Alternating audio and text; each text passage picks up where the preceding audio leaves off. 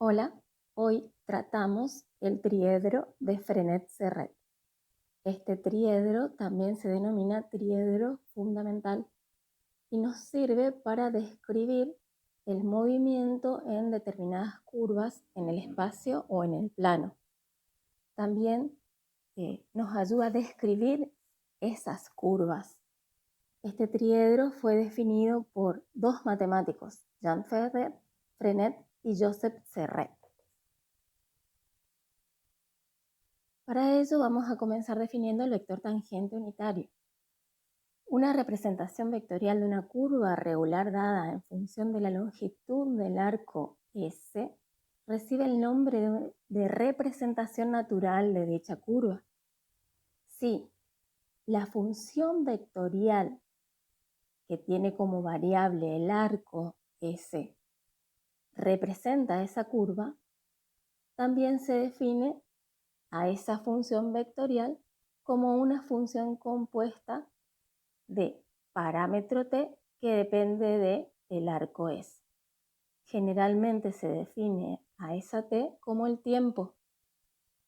Esta función vectorial es una representación natural de la curva regular C y su derivada es el vector tangente unitario. Como podemos ver en la expresión, la derivada de f respecto de S es igual a la expresión derivada de f respecto de t por la derivada de t respecto de S. Lo que estamos haciendo aquí es multiplicando y dividiendo por el diferencial de t utilizando el álgebra de derivadas ya conocidos por ustedes.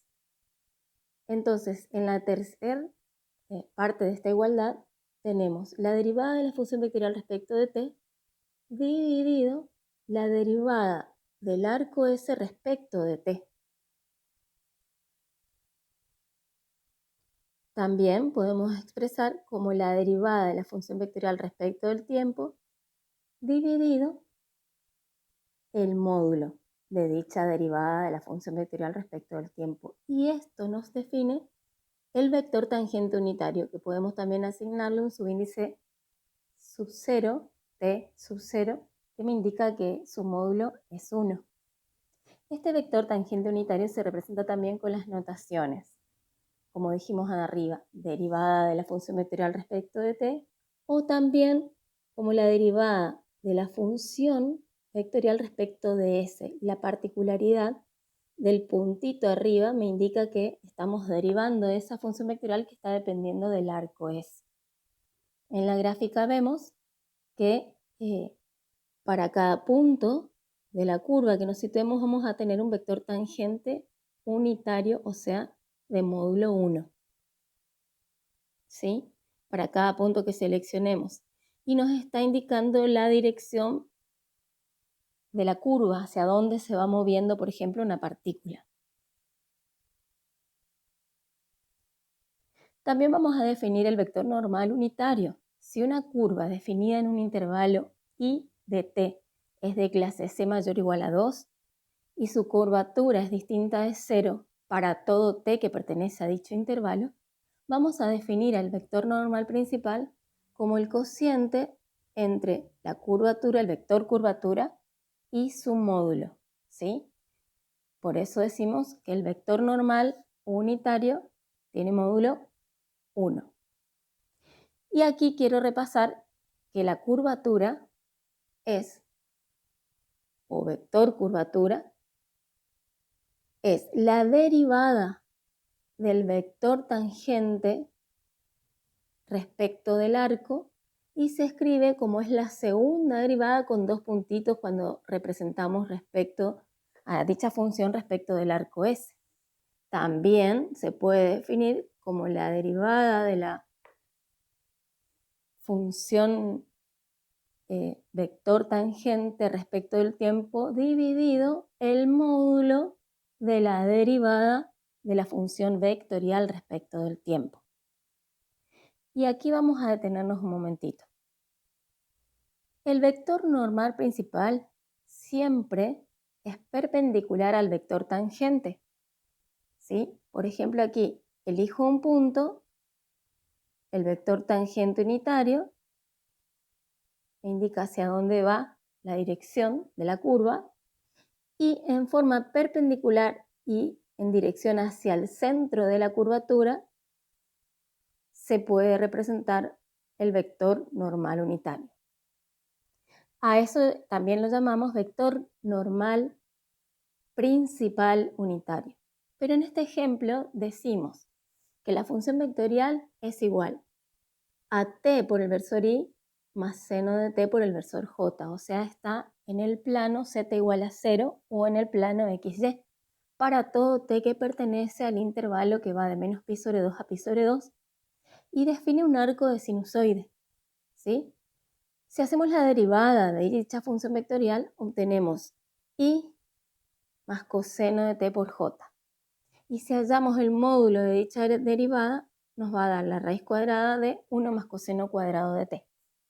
Entonces podemos definir al vector tangente unitario como está en esta igualdad, ¿sí? Y el vector curvatura, como lo definimos anteriormente, también se lo puede calcular como la derivada de la función vectorial tangente unitario respecto de t dividida el módulo de la derivada de la función vectorial respecto de t.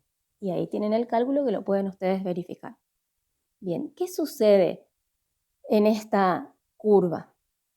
Que si nosotros vemos en las distintas posiciones, por ejemplo, la primera posición de la izquierda, que es el menos pi sobre 2, luego el menos pi sobre 4, en 0, en pi sobre 2 y en pi sobre 4, vemos que el vector normal principal tiene un ritmo de cambio, ¿sí? Como habíamos definido, las líneas llenas de ese vector normal unitario me está indicando el vector normal principal, pero vemos que va cambiando su módulo y la dirección hasta hacerse 0 en el origen. De esa manera, nosotros, cuando analizamos la curva, necesitamos definir un vector normal principal unitario que sea continuo y que mantenga ese módulo, ¿sí?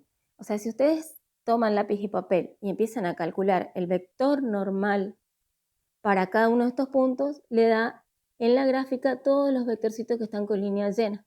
En el 0 tengo el vector nulo y luego en pi sobre 2 tengo, por ejemplo, ese vector que tira hacia el centro de la curva, y en pi sobre 2 este vector que tira hacia el centro de la curva en este punto, perpendicular al vector tangente, ¿no es cierto?, en ese punto. Entonces, de la manera que nosotros podemos lograr de que no tenga ese cambio, sino que sea un vector normal principal de módulo 1, lo que hacemos es definir una función de esta manera. Para t menor que 0, ¿sí?, va a valer menos el vector curvatura k sobre su módulo. Para t igual a 0, se va a definir según esta dirección el vector raíz de 2 sobre 2 por menos i más j. Y para los t mayor que 0 vamos a cambiarle el signo para que todos los vectores normales unitarios me representen una función continua. Bien, entonces definimos ahora el vector binormal. El vector binormal es aquel vector que es perpendicular al plano determinado por el vector normal y el vector tangente. Bien, hemos dicho que cuando una curva es regular de clase C mayor o igual a 2, existen en cada uno de esos puntos dos vectores perpendiculares, como ya los dije hace un momentito, ¿sí? El vector tangente unitario y el vector normal principal.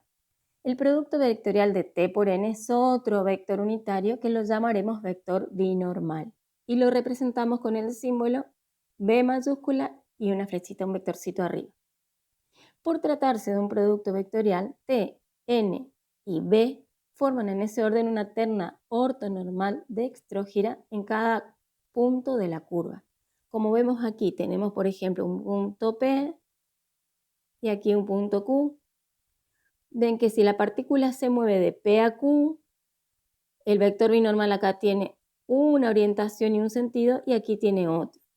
Por ejemplo, aquí se está viendo cómo varía ese vector binormal y eso va a depender de la curva que tengamos definida.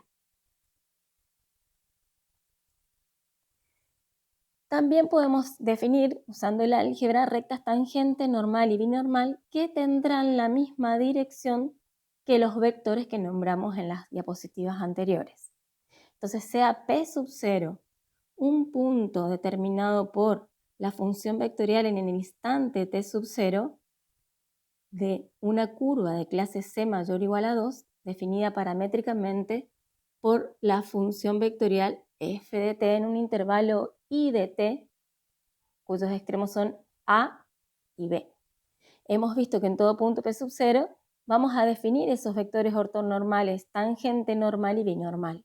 Por cada punto P sub 0 de la curva pasan además las rectas que van a tener la misma dirección que esos vectores nombrados. O sea, la recta tangente, la misma dirección que el vector tangente. ¿Sí? La recta normal, la misma dirección que el vector normal y análogamente la recta binormal, la misma dirección que el vector binormal. Y considerando lo que ya se estudió en álgebra, que la ecuación vectorial de una recta que pasa por un punto P sub 0 y tiene una dirección D es la siguiente, con t de menos infinito a infinito, un número real, se puede obtener, aplicando dicha definición, las rectas tangente, normal y binormal. ¿Sí? También, gracias a lo que ya se estudió en álgebra, podemos definir la ecuación vectorial del plano. ¿Sí? Y la ecuación vectorial del plano está dada por el producto de un punto P cualquiera menos la función vectorial en el instante t sub 0 y todo eso multiplicado escalarmente el vector dirección D. ¿Sí? Entonces, esta definición se da de la manera que si P sub 0 es un punto de la curva definida por la función vectorial f de t, ¿sí? La ecuación del plano que toca a la curva en P sub 0 y es normal al vector D es esta. ¿Sí? Acá faltaría hacer un dibujo de una curva.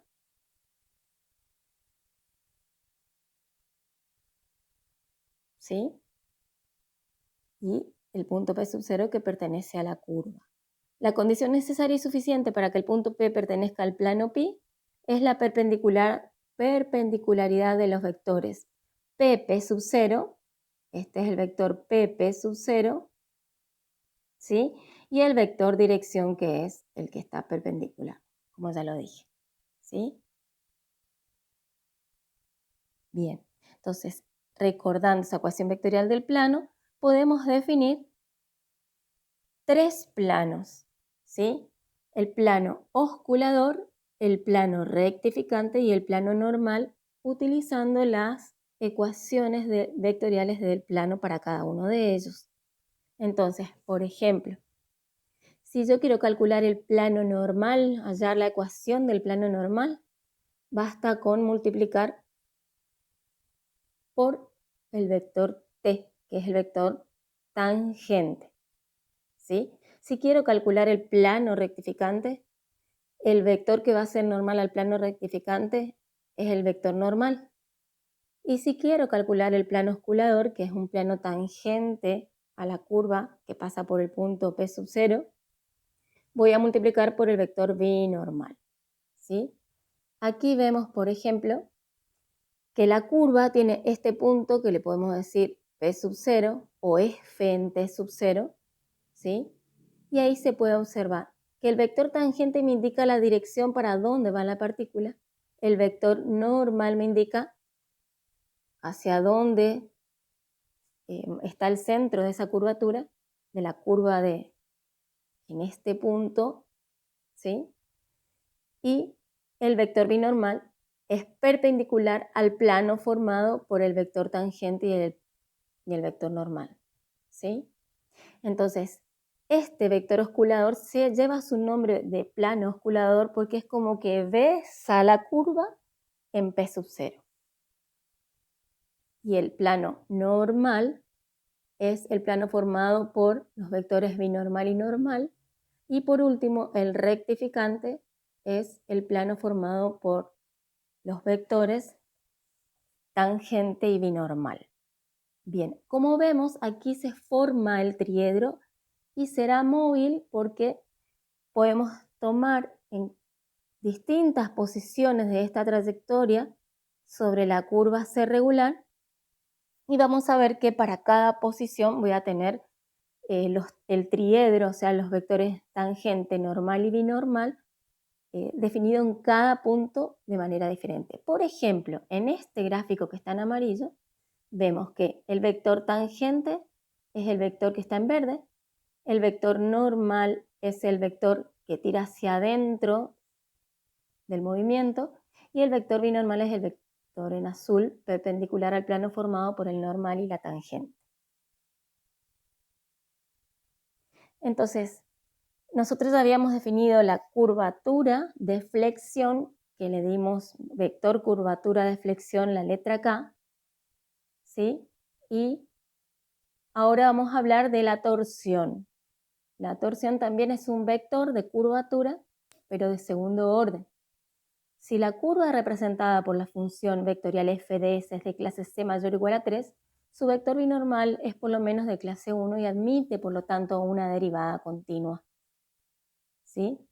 O sea, dada todas esas condiciones, lo que podemos decir es que, como el vector binormal es el producto vectorial de la tangente, del vector tangente por el vector normal, si lo derivamos vamos a obtener el ritmo de cambio de ese vector binormal, como vimos en las gráficas de la diapositiva anterior. Aplicando las propiedades de la derivada de un producto vectorial, obtenemos entonces esta expresión, ¿sí? Aquí estamos poniendo el punto arriba del vector b porque estamos definiendo la derivada del vector binormal y un vector binormal que depende de el parámetro o la variable S, que es arco, ¿sí? En este caso estamos definiendo la función vectorial dependiendo del arco, ¿sí?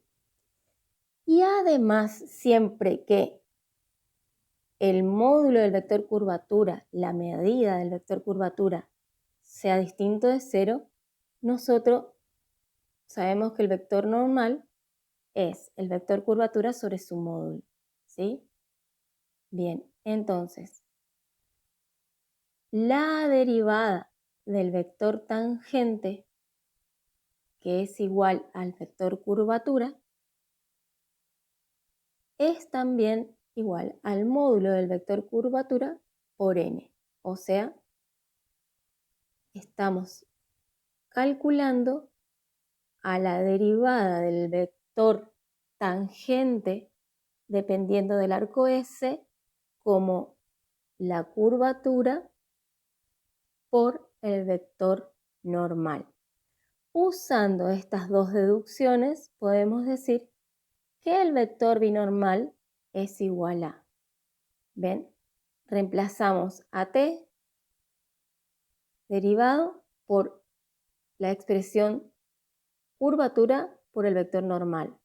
Y reemplazamos también luego por los cálculos al tener el producto escalar de n por n, esto me da 0, entonces el vector binormal derivado es igual al producto vectorial del vector tangente por la derivada del vector normal. Bien, aquí vamos a detenernos un momentito. ¿Cómo? La derivada del vector normal está expresado de esta manera, ¿sí? Nosotros estamos definiendo que la derivada del vector normal es una combinación lineal de los vectores tangente y binormal, ¿sí?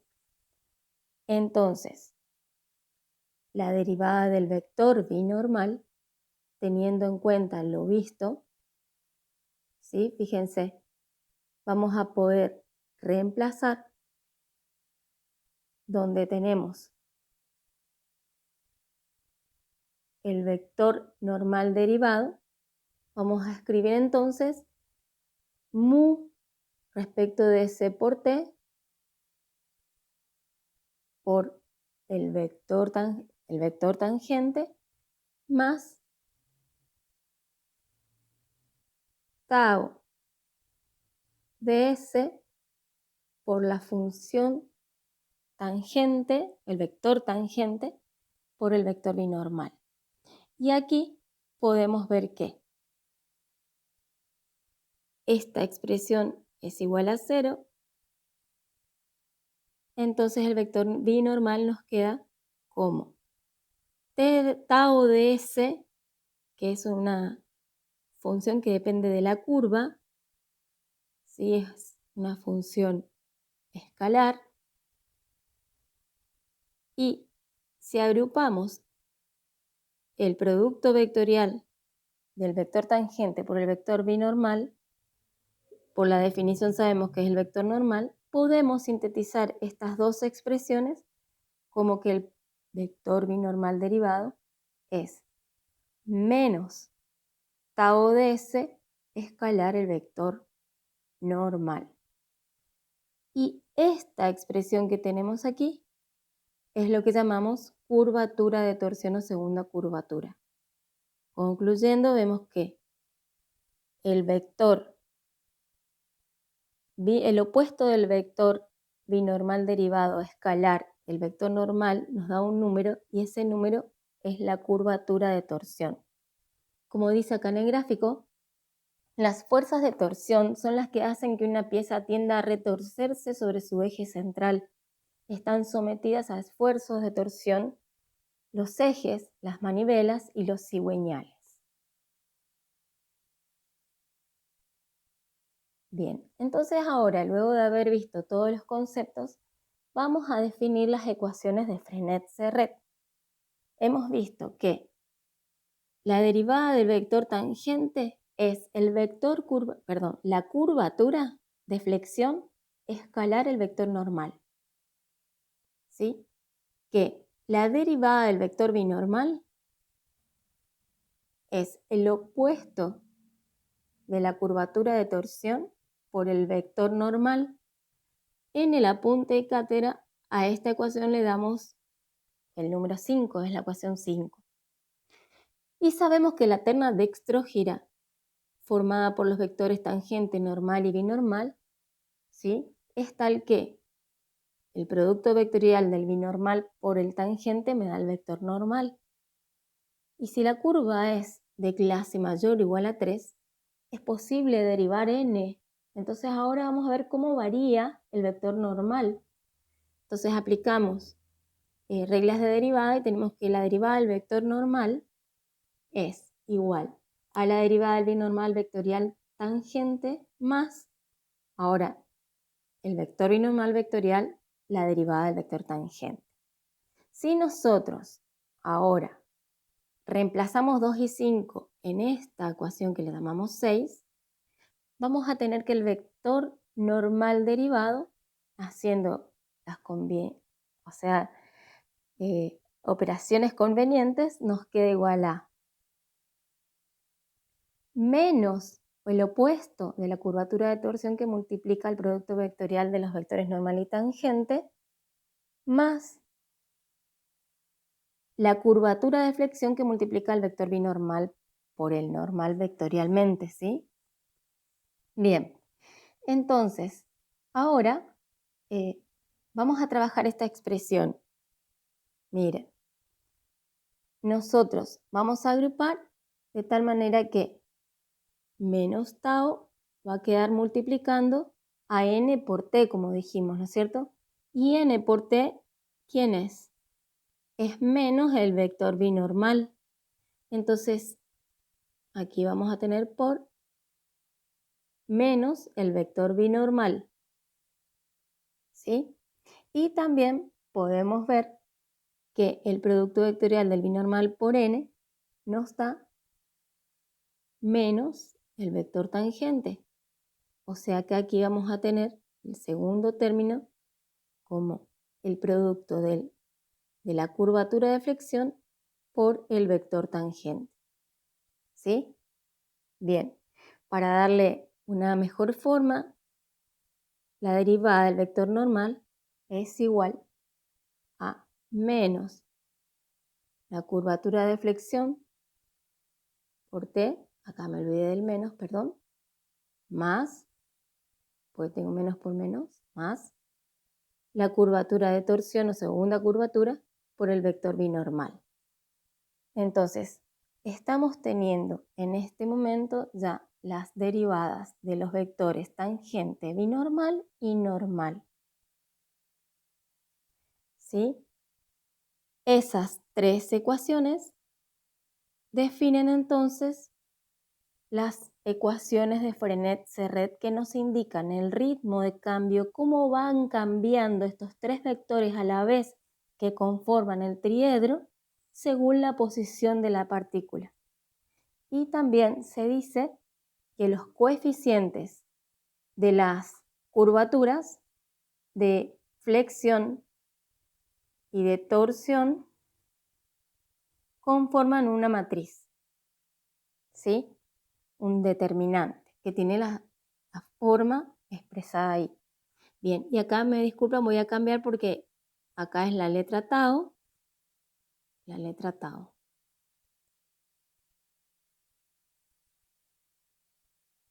¿sí? Que es la curvatura de torsión o segunda curvatura. Bien, como para entender o visualizar esto que estamos definiendo, vamos a ver entonces un video donde se observa que tenemos una curva, ¿sí? Y la posición de la curva, perdón, según la posición de la partícula sobre la curva, vamos viendo que los tres vectores van cambiando su dirección, ¿sí? Esta curva tiene una clase mayor o igual a 3 para que podamos encontrar el ritmo de cambio de los tres vectores. Se ve que el vector en rojo es el vector tangente a la curva en el punto que va parando, ¿sí? Ese triedro. El vector normal, como les dije, tira hacia adentro de la curvatura y el vector binormal es el que es perpendicular a ambos vectores. Luego, el vector que va desde el origen hasta la posición es la función vectorial. Bien, muchas gracias.